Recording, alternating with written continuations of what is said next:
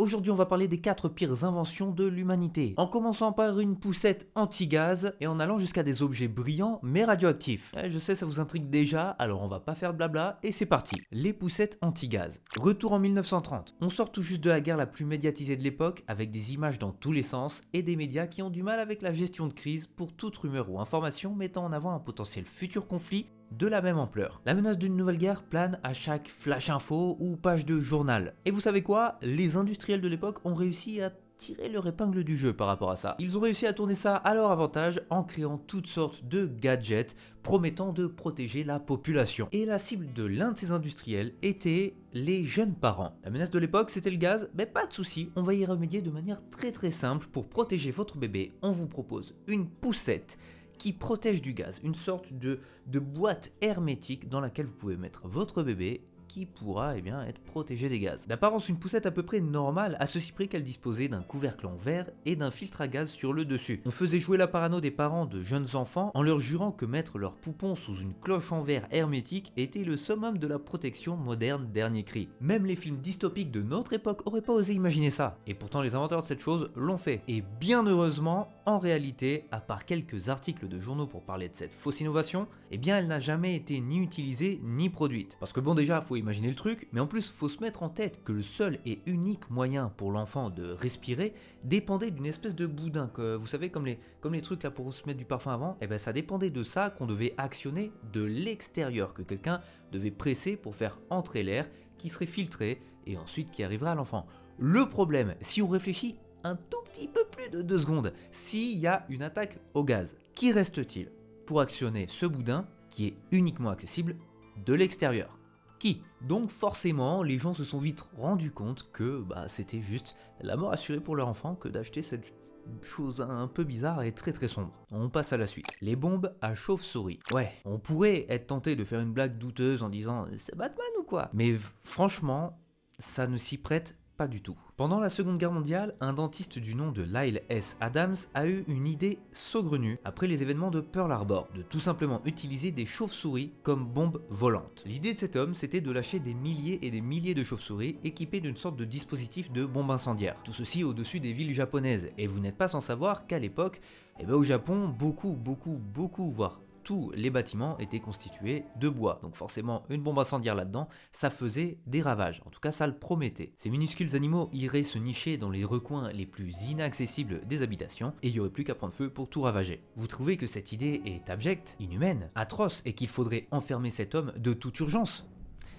Pas les États-Unis. Le gouvernement américain, lui, a adoré son pitch et a décidé d'investir des millions de dollars dans ce projet. Et en même temps, venant d'eux, on n'est pas vraiment surpris. Ce projet, le projet X-Ray, a carrément été jusqu'à la phase de test et les résultats étaient évidemment pas du tout concluants parce que tout ce qu'ils ont réussi à faire, c'est cramer leurs propres installations. Heureusement, le projet a été abandonné en 1944. Mais bon, derrière, ils nous ont quand même pondu la bombe atomique. Alors, l'un dans l'autre, lequel est le pire? Les cages à bébés pour fenêtres. Cette invention, c'est un truc qui a de quoi vous faire vriller complètement. L'idée part d'un postulat tout simple. Il fait chaud dans votre appart et vous voulez que votre bébé profite de l'air frais. Pas de souci, mettez-le dans une cage en suspension accrochée à votre fenêtre. Ce délire, ça nous vient d'une période entre les années 20 et les années 30. À l'époque, il y avait un livre qui était assez commun, assez répandu, qui disait que pour le bon développement des enfants, il fallait les aérer, qu'ils s'exposent à plusieurs bactéries et que c'était bon pour leur système immunitaire.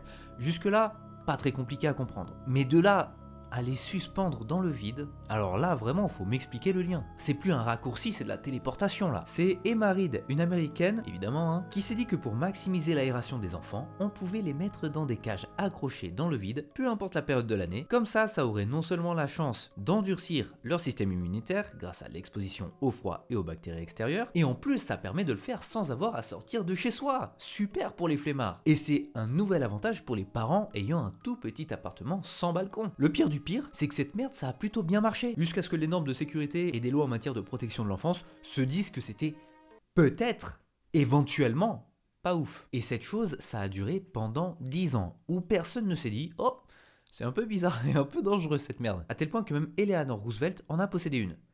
Voilà, allez, on s'arrête là, on passe à la suite. Les filles du radium. Là, on passe à la partie la plus longue de cette vidéo. Déjà, de toute manière, la vidéo en elle-même n'est pas très longue non plus, mais là, ça...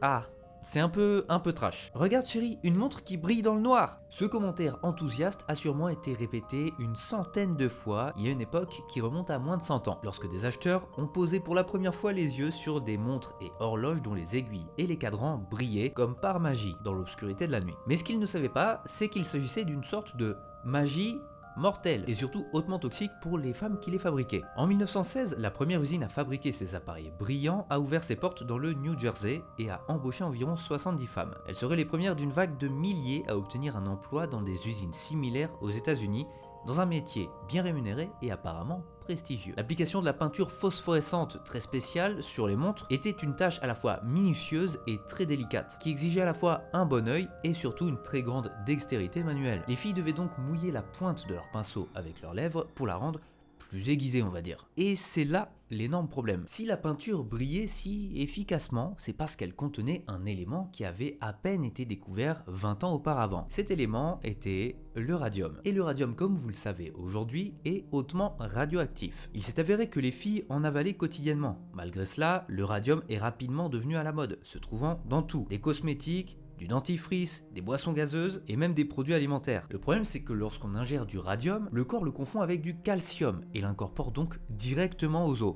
provoquant donc rapidement une nécrose osseuse induite par les radiations et des cancers des os. L'un des aspects les plus tristes de ces filles du radium, c'est qu'elles ne se sont pas lancées à l'aveugle dans cette aventure. Beaucoup ont demandé à leur employeur si la peinture était nocive avant même de commencer leur contrat. Et bien sûr, les employeurs ont assuré que non, n'était pas du tout nocive ni pour la santé ni pour quoi que ce soit. En bref, on leur a menti, que ce soit par ignorance, incompétence ou par omission, et en réalité ça ne compte pas vraiment la raison pour laquelle on leur a menti, parce que ce qui compte vraiment c'est ce qui leur est arrivé par la suite. Le pire c'est qu'il a fallu des années pour que les symptômes apparaissent, ce qui a rendu difficile de prouver la cause de leurs problèmes, d'autant plus que le radium donne l'illusion d'une bonne santé lorsqu'il est ingéré en stimulant les globules rouges, alors qu'en réalité, on est lentement empoisonné. À l'époque, le radium c'était la substance la plus chère de la planète, coûtant la douce bagatelle de 2,2 millions de dollars le gramme en monnaie actuelle. Et pour ajouter au côté mystique de leur travail, les Radium Girls étaient répertoriées dans les annuaires comme des sortes d'artistes, ce qui les incitait à demander à leurs amis et à leurs familles de venir chercher un emploi chez elles. Un autre aspect un peu sinistre de cette histoire, c'est que la poussière radioactive créée dans cette usine scintillait tellement fort que ça